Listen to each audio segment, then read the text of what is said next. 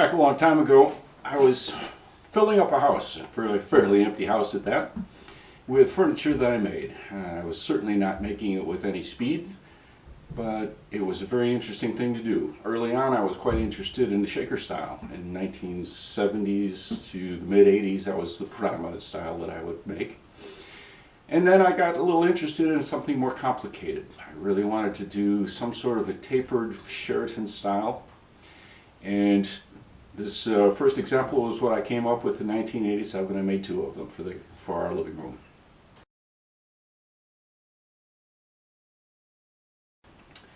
And in this example, I made a run of 4 of them, and they are principally sitting next to beds right now. And it was a slight refinement of the design.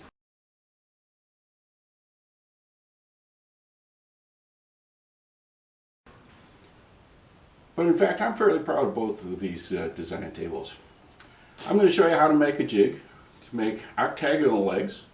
And they can be straight across, or in this case, there's about a 5/32 taper from the fat end down to the skinny end. So let's make this jig. It's fairly simple.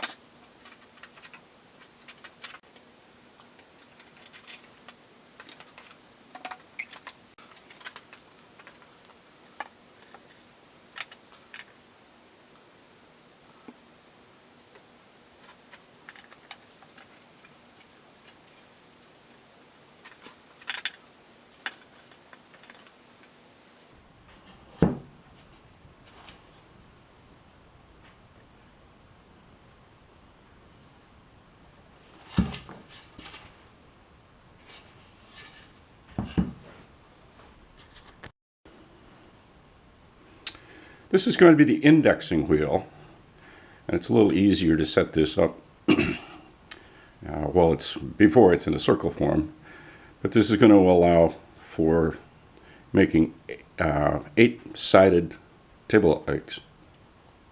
And I'll show you how to do that, but we need to cut that out and make it round.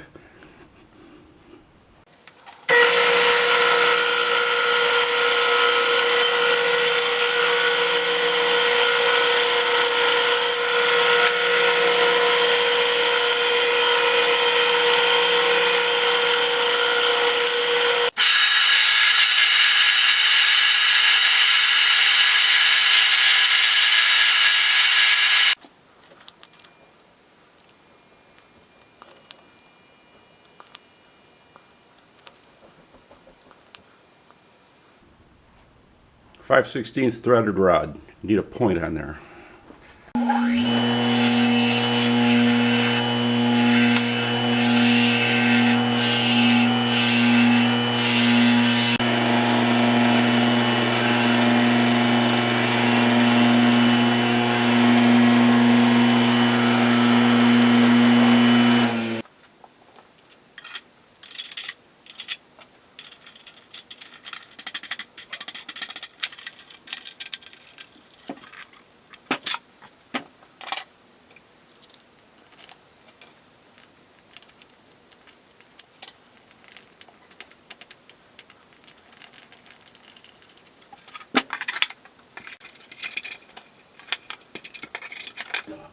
That's the jig right there. You can see that both ends are adjustable, and that means you can make parallel cuts or you can make a tapered cut. And we'll get to that pretty soon. But this is the indexer, and the way you do that is put a little piece of wood across the top that defines the exact center, and you attach this wheel to the workpiece. And then you put a clamp on the outside to hold it in place while you run across the top with a router. Okay, I'm not terribly interested in making a specific table leg. I don't have a table project on hand right now, but I do have just a rough out piece of wood. This is just a cut off from a 2x4, so it's 1.5 square. And we'll mock up a leg on this, and so I can be able to show you how to use the jig.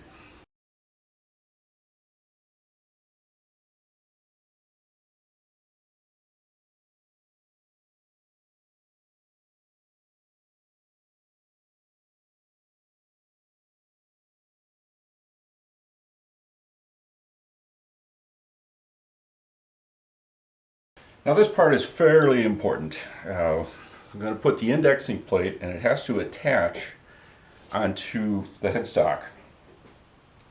And you need one of these to center this, and you're also going to line the corners up against these lines that were already put in. So it's got to be fairly accurate. You want to work pretty hard on making sure that this is centered very nicely on the diagonals, because that's really going to govern a major aspect of how well the columns end up.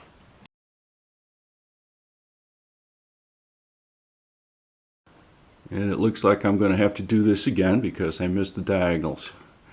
I want those to be nicely centered. So I'm going to have to pull that and give it another try.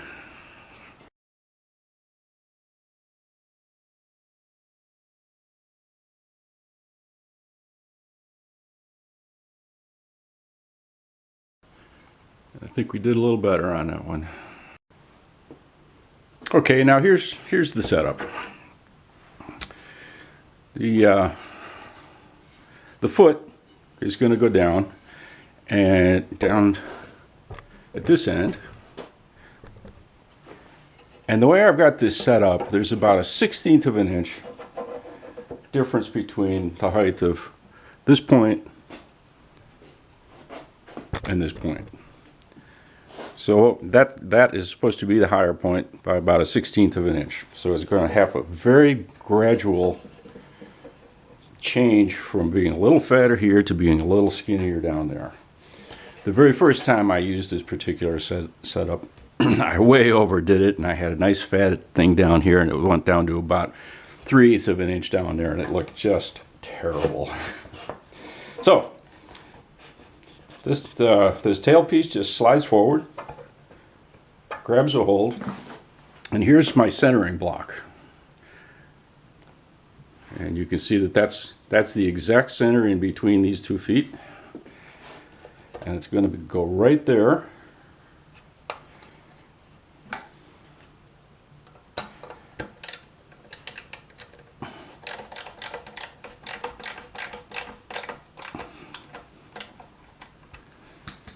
And I'm going to make sure that that lines up with it exactly.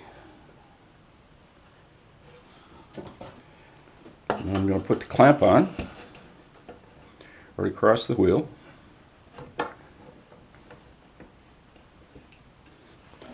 And now we are very securely locked into place.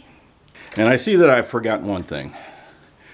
I like to put some wax on these runners so that there's absolutely no grab of the router base. And we're getting down toward the end now, but one of the last things I want to do is make sure that I don't go too far with the router. And by that I mean I don't want to get into the foot area or into the shoulder area here. It's really easy to overshoot and take a little nip out of there, and it's very aggravating when that happens. So a stop block is a pretty good idea.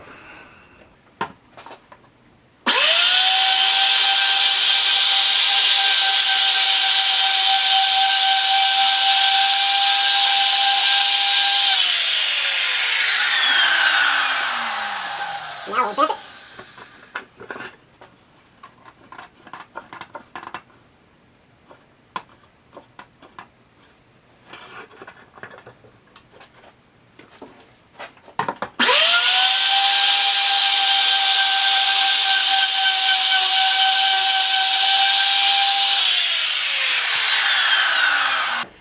So there you have it.